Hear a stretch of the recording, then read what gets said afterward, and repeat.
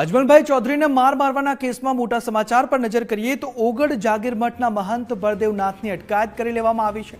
બનાસકાંઠા પોલીસે બળદેવનાથની અટકાયત કરી લીધી છે। બળદેવનાથ સામે ફરિયાદીને માર મારવાનો આક્ષેપ હતો।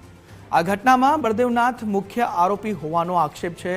ઘટના બાદ ચૌધરી સમાજમાં રોષ ફાટી નીકળ્યો હતો। ચૌધરી સમાજ આખું ભેગું થઈ ગયું હતું ને ભારોભાર રોષ ચૌધરી સમાજમાં જોવા મળ્યો હતો ને 11 ઓગસ્ટે ગાંધીનગર સુધી રેલીની જાહેરાત પણ કરવામાં આવી હતી। ગઈકાલે સમાજના આગેવાનોએ એસપી સાથે મુલાકાત કરી હતી।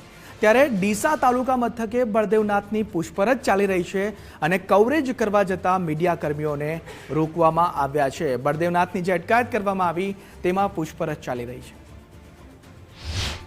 27 દિવસથી એક આદર્શ ચૌધરી સમાજ એક આદર્શની લડાઈ લડતો હતો। અમારી વારંવાર માગણી રહી છે કે દેવ દરબાર મઠના મહંત આ ગુનામાં સામેલ છે। એમને કાવતરું રચ્યું છે, એમને ઢોર માર માર્યો છે, એમણે અપહરણ કરાવ્યું છે। આ તમામ બાબતોને લઈને છેલ્લા 27 દિવસથી આંદોલન કરી રહ્યા હતા। પોલીસ તંત્ર સાથે પણ અમારી વાટાઘાટો ચાલુ હતી। ગઈ રાત્રે પણ મોડા સુધી વાટાઘાટો થઈ છે અને અત્યારે સમાચાર મળ્યા છે કે એમની અટકાયત નહીં પણ એમની ધરપકડ કરવામાં આવી છે, એવા સમાચાર મળી રહ્યા છે। અમારા ચૌધરી સમાજના અને 18 આલમના યુવાનોને વિનંતી કરવા માંગુ છું કે કોઈ ઉશ્કેરાશમાં ના આવશો।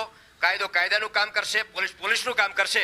આપણે સૌએ સંયમ રાખવાનો છે। આપણે સૌની ન્યાય માટેની લડાઈ હતી કે જે ખરેખર ગુનેગાર છે એને સજા થવી જોઈએ। દેવ દરબાર મઠના જે મહંત છે બળદેવગીરી તેમની અટકાયત છે તે પોલીસે અત્યારે કરી છે। અત્યારે પોલીસ છે તે ડીસા તાલુકા પોલીસ મથકે જે કહી શકાય કે જે મહંત બળદેવગીરી નાથ હતા તેમને અત્યારે પોલીસ છે તે અહીં લઈને પહોંચી છે। મહત્વની વાત છે કે ઘણા દિવસથી જે પ્રકારે વિવાદ ચાલી રહ્યો હતો, કહી શકાય કે બળદેવગીરી નાથ છે તેમનું જે નામ છે તે મુખ્ય આરોપી તરીકે ફરિયાદમાં લેવામાં આવે ને ત્યારબાદ ચૌધરી સમાજ મેદાને ઉતર્યો અને ત્યારબાદ જે કહી શકાય કે આ જે પોલીસ છે તેમની અટકાયત કરી છે અને તેમની અટકાયત કરીને ડીસા પોલીસ મથકે તેમને અત્યારે તો લાવવામાં આવ્યા છે અને જે આગળની જે કાર્યવાહી છે તે પોલીસ અત્યારે હાથ ધરી છે। કમલેશ નાબાણી, ગુજરાત ફર્સ્ટ, બનાસકાંઠા।